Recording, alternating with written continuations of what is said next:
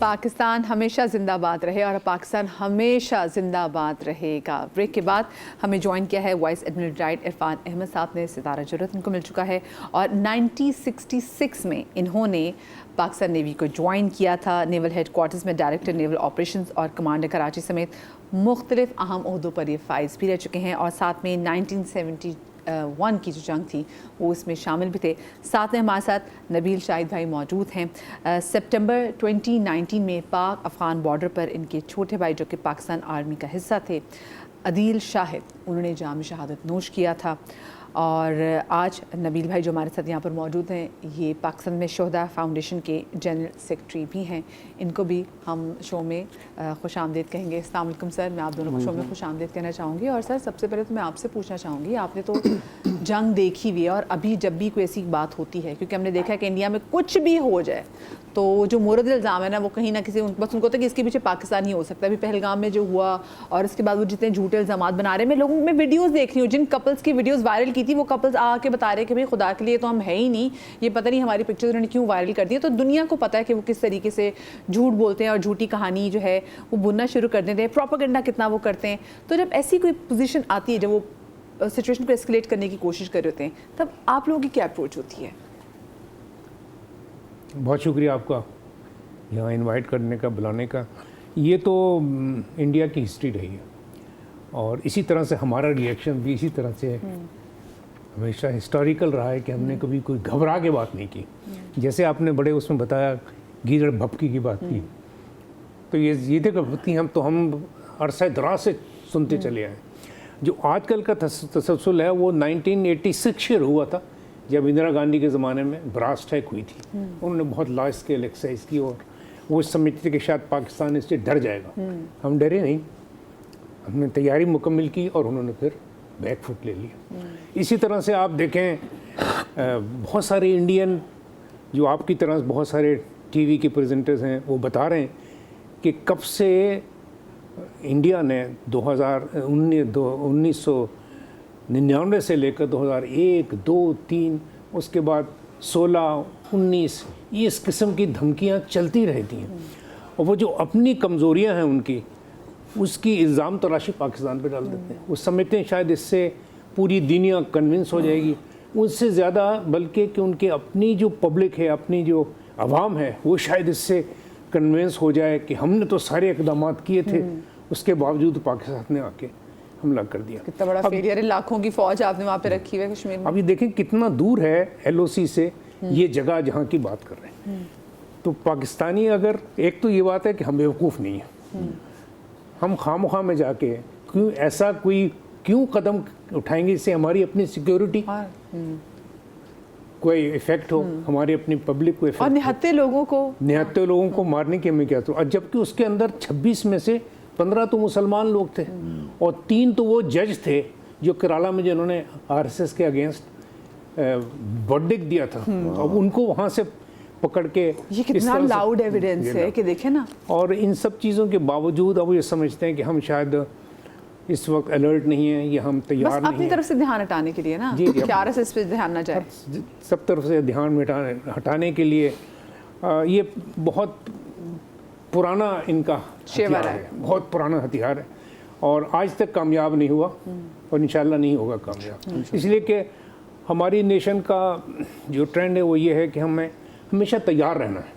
किसी वक्त भी कोई दुश्मन, एक कहता ना अय्यार चालाक दुश्मन, तो वो तो किसी वक्त भी आपके साथ कोई भी वार कर सकता है। अब ये तो उन्होंने बॉर्डर पे नहीं किया, अपने मकबूजा इलाके में दूर जाके जहाँ टूरिस्ट की जगह है, वो हमारा क्या लेना देना भाई। हम कुछ करते तो LOC पे करते, हम करते कोई समंदर में करते, हम उस वक्त करते जबकि 1916 में, 2016 में और 2019 में इनकी समरी नमाई तरफ आई थी। हमने उसको डिटेक्ट किया और शराफत से हमने मौत भेज दिया कि भाई आप आ गए हैं, हमने आपको पकड़ लिया है, वापस चले जाएं। इससे पहले हम नहीं चाहते कि हमारी शराफत, हमारी मेहमान नवाजी तो लोग भी देख चुके हैं कि हमने तो नंदू को कितने प्यार से तैयार करके, मांग निकाल के, अच्छे साफ सुथरे कपड़े बना के, चाय बना के, पिला के वापस उसको भेजा। मतलब ये तो लोग वाकिफ हैं। अच्छा, मुझे पता है 1970 में जब आपने तो जंग देखी हुई है, तो जब जंग होता है, जंग का क्या माहौल होता है और आप लोग जो कि अपनी ड्यूटीज़ पर होते हैं, तो क्या जज्बा होता है?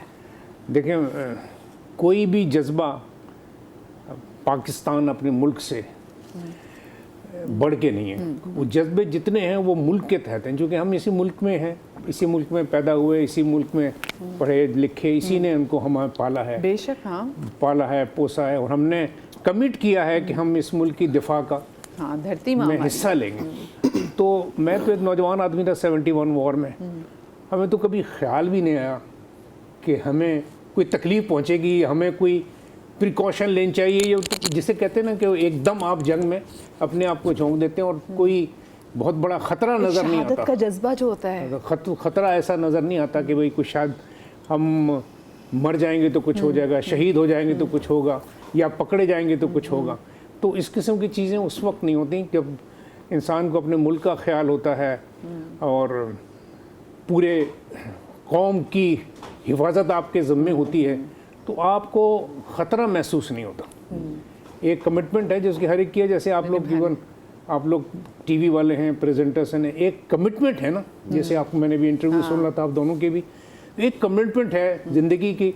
तो वो किसी भी फील्ड में है, हमारी फील्ड थोड़ी सी मुश्किल है, इसमें कि जानों का ख़तरा है, ट्रेनिंग बहुत हमारी जो है ना वो सख्त होती है, बहुत ही सख्त ट्रेनिंग होती है, जिसमें आपको जान जोखों का उस वक्त लगाना पड़ता है जब ट्रेनिंग अच्छी नहीं होगी, तो आप कैसे जंग जाके लड़ेंगे। तो वो एक जज्बा ही अलग है, एक माहौल ही अलग है, और इसमें किसी भी किस्म का कोई ख़तरा आपको महसूस नहीं होता कि आपके साथ ये हो जाएगा तो क्या होगा। अच्छा, मैंने सिर्फ देखा, सिर्फ हमारे यहाँ, सिर्फ हमारे सिपाही नहीं, जो उनकी जो फैमिलीज भी होती हैं वो भी उतनी ही निडर होती हैं। नबील भाई, आप लोग भी क्योंकि शहदा की फैमिली से आपका ताल्लुक़ है, आपके भाई जो 6 साल आपसे छोटे थे, जब उन्होंने जाम शहादत नोश किया, और उसके बाद जब भी ऐसी कोई टेंस सिचुएशन आती है तो शहदा की फैमिली के अंदर वो फिर आप लोगों की क्या फीलिंग्स होती हैं, आप लोग क्या जज्बात होते हैं जब ऐसा कोई भी सिनेरियो सामने आता है?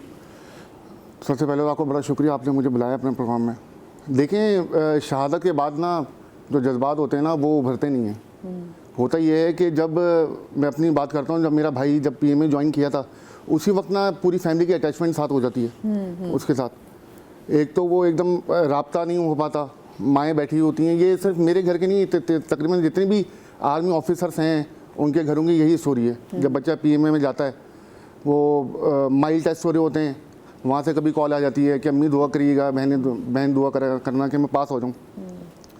उसके बाद फिर इनकी जब पोस्टिंग आती है, अदील की जो पहली पोस्टिंग आई थी कमीशन हासिल करने के बाद, वो सियाचिन में थी। वो एक बड़ा एक मरहला होता है। तो आपकी फैमिली उसी तरह स्टेज बाय स्टेज और लम्हा बाय लम्हा वो उस फीलिंग से गुजर रही होती है। सेकेंडली ये कि बहैसियत मुसलमान और वो शहादत और गाजी का एक जज्बा, तो क्योंकि जनाब रसूलुल्लाह के दौर में भी असहाबा कराम तमन्ना किया करते थे कि मैं शहीद हो जाऊँ, वो सारी चीज़ें तो अपनी जगह हैं। मगर आप जब अपना बच्चा जब आप धरती को दे देते हैं ना, तो इन्ना लिल्लाह ना आप उसी दिन पढ़ लेते हैं। वो बच्चा फिर आपका बच्चा नहीं होता। मतलब आप इनकी लाइफ देख लें, वो फैमिली के साथ कितना अर्सा स्पेंड करते हैं। मेरी बड़ी बहन की जब शादी थी उमेरा की, तो अदील उधर सियाचिन पोस्टेड था, अदील नहीं आ सका था यहाँ पर। तो ये तो कुर्बानियाँ इन लोगों की जान, तो एक बड़ी त्यौहार कुछ भी हो, ये तो मतलब अपने घरों से दूर हमारी हिफाजत के लिए मामूल। बिल्कुल बिल्कुल ऐसे ही है। अब वो शहीद होने से पहले ही उसकी फैमिली के जज्बात, तो मतलब वैसे पाकिस्तानी, अगर पाकिस्तान पर अगर कोई उंगली उठती है, आप हों, ये सानू शमून भाई बैठे में आर्टिस्ट हैं, 1965 की जंग हुई, मरहूमा मलका नूर जहाँ, उनके तराने आज भी बड़े मशहूर हैं। बॉर्डर पर जाकर वो पढ़ा करती थी, उससे बड़े जज्बे और हौसले आपके बुलंद हुए। तो ये तो पूरा एक कौम की बात है, कौम की बात है कि कौम का हर फर्द जो अपनी फील्ड में रहता है वो वहाँ पर बैठकर किस तरीके से किरदार अदा कर रहा है। जब जनाजा आता है ना, तो देखें, इंसानी जो जान है उसकी कोई कीमत नहीं है, और उसकी कमी दुनिया की कोई भी चीज़ पूरी नहीं कर सकती। अभी पिछले दिनों रमज़ान गुजरे हैं, तो वो जब दस्तरखान लगता है तो उस दौरान तो उसकी कमी महसूस होती है। जब ईद आती है, बकरीद आती है, कोई इवेंट आता है, तो उसकी कमी तो महसूस होती है। मगर एक तो बीइंग शहीद का भाई, देखें, एक तो कौम की भी जिम्मेदारी मेरे ऊपर है। मैं यहाँ पर अव्वल तो कोई दिल में ऐसी बात नहीं आती है, अगर मैं कोई गलत बात करता हूँ तो सबसे पहले तो इंडिया खुश होगा, वहाँ पर हमारी रील्स चलेंगी, वहाँ पर हमारी वीडियो चलेंगी। ये हमारे पे एक जिम्मेदारी है, और ये जितनी भी शोधा की फैमिलीज हैं ये जिम्मेदारी को समझती हैं। और अल्हम्दुलिल्लाह मैं जितनी भी शहीद की फैमिली से मिला हूँ, बशमूल मेरे फादर, क्योंकि एक जवान बेटा जाता है तो माँ बाप पर बड़ी वो एक पहाड़ तो मैंने तुमको शुक्र के सजदे करते हुए देखा है। आज तक मैंने कभी किसी शहीद की फैमिली को ऐसा नहीं देखा कि वो परेशान हो, हाय मेरा बेटा चले गया, बल्कि उल्टा अज़म होता है कि मेरा दूसरा बच्चा भी चल जाए। अब मेरा जो बेटा है वो तैयार हो रहा है इंशाल्लाह ताला, वो पाकिस्तान के लिए अब वो सर्व करेगा। लंबी हयाती दे उनको। अच्छा, ये मैंने देखा, आपको पता है कि आप इस वक्त निकाल भी लें, मैं पिछले दिनों एक वीडियो भी देख रही थी, उसमें था कि गैस करें कि वर्ल्ड की नंबर 1 आर्मी कौन सी है। तो वो किसी का नाम ले रहे हैं, यूनाइटेड स्टेट का नाम ले रहे हैं, वो चाइना का नाम ले रहे हैं, वो रशिया का नाम ले रहे हैं, लेकिन वो जो सबसे नंबर 1 पे आ रही थी वो पाकिस्तान की थी।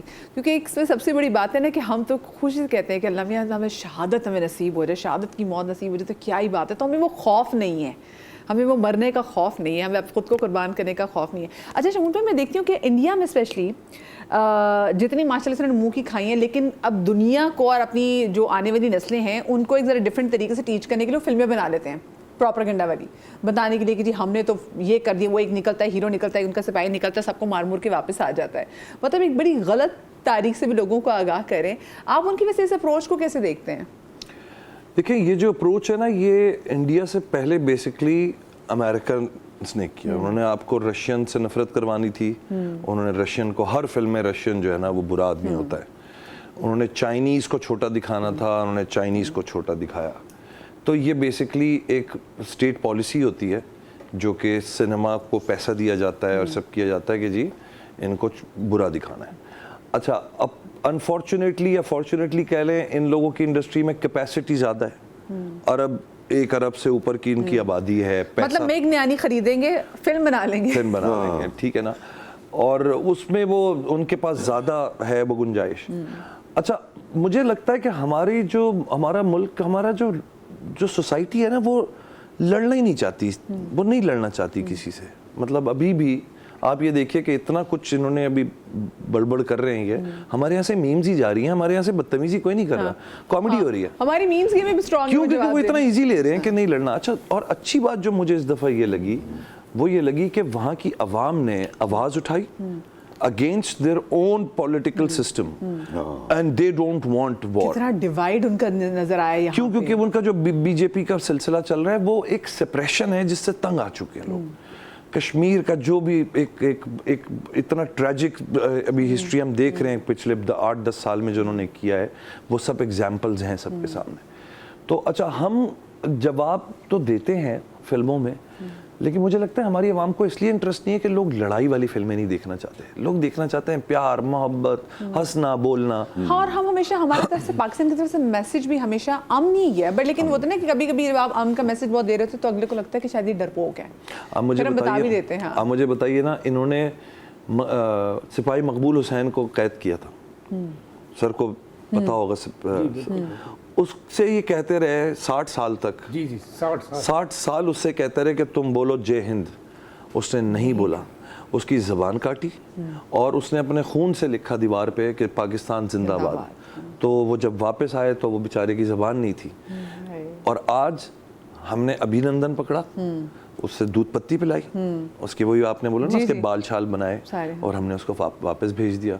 अभी सर बता रहे थे सबमरीन इनकी जो है वो एक डिफेक्टेड, वो थी भी डिफेक्टेड, वो भी भाई पकड़ के हम सज़ा देते हैं आपको। आज भी आपका वो जो एजेंट हमारे पास है कुलभूषण को आज अपने कौन से ऐसे टॉर्चर हो रहे हैं, कुछ हो रहा है, उसको रखा हुआ है सिर्फ क्योंकि एक पॉलिटिकल हमें वो करना है। तो बात ये है कि हमारी तरफ से हमेशा अमन का ही मैसेज, और यही अगर हमारी तरफ से हम देखें कि किस तरीके से उन्होंने जो हम पाकिस्तान में आए दिन देखते हैं किस तरीके से बलूचिस्तान को टारगेट करते हैं, खैबर पख्तूनख्वा को टारगेट करते हैं, लेकिन हमने फिर भी कभी ऐसी वॉर की बात नहीं की। हमने वॉर की बात नहीं, हमने देखा कि जी 2 एटमी क़ुव्वतें हैं। तो ये जो इतनी अच्छी एक अप्रोच है, मैं हमेशा से देखती हूँ, उसकी बड़ी पीछे क्या बड़ी रीज़न है कि हम हमेशा अमन के वाले से बात करते हैं, लेकिन हम साथ में बता भी देते हैं कि ईजी नहीं लेना इसको। मज़हब है, हमारा जो ईमान है, हमारी जो ट्रेनिंग है, वो हमें ये बताती है कि आपको हमेशा पीसफुल रहना है, किसी से खुद जाकर जंग नहीं करनी, बल्कि आपने अमन का महसूस। अभी आप देखिए, पिछले दिनों आपने देखा होगा 60 मुल्कों के सरबराहान यहाँ इकट्ठे हुए, पाकिस्तान नेवी ने उसको होस्ट किया, और हमने नाम क्या रखा? नाम ने रखा हमने अमन डायलॉग, अमन एक्सरसाइजेस। और जितने लोग आए, वैसे ईरानियन नेवल चीफ से मेरी बात हुई, और इसके अलावा इतने सारे नेवल चीफ थे वहाँ पर, उन सबसे बांग्लादेश के नेवल चीफ थे, 60 मुल्कों के लोग। हमने उसका नाम क्या रखा? अमन एक्सरसाइज, अमन डायलॉग। चाहते हैं कि इस एरिया में अमन हो, अमन से ही प्रोग्रेस हो सकती है, जंग लड़के प्रोग्रेस नहीं होगी। जंग तो हमेशा आपको नुकसान ही पहुंचाएगी, कब तक आपको। तो इसीलिए आपने देखा हमारा रवैया, हमने सबमरीन्स आई उनको भी छोड़ दिया कि आप अपने और सर अक्ल के नाखून लें और ये बात समझें कि बातिल को से दबने वाले ए आसमां नहीं हम, 100 बार कर चुका है तू इम्तहान हमारा। तो इंडिया तो हमें इतनी दफ़ा इम्तहान हमारा कर चुका है। और एक मैं आपको देखिए, मैं ज़रा आपको मर्द मोमिन की निशानी बता दूं कि मर्द मोमिन खुद जो है ना, वो खुद पहला वार कभी भी नहीं करेगा, लेकिन जब करेगा, आप देख लेना इस्लाम में जितनी बड़ी जंगें हुई हैं तो हज़रत अली पहला वार खुद नहीं करते थे, पहला वार करने का अगले को ही कहते थे, और उसके बाद जब खुद वार करते थे तो अगले को उस काबिल ही नहीं छोड़ते थे कि वो वार करता है। हमारी मिसाल भी ऐसी ही है। अपना बहुत सारा ख्याल रखिएगा। शादरी बादरी, आप सबको बहुत शुक्रिया कि हमारे शो में आए। शादरी आबादरी, अल्लाह पाक आपको औलाद के गम से महफूज रखे। इंशाल्लाह कल मिलेंगे। अल्लाह हाफ़िज़।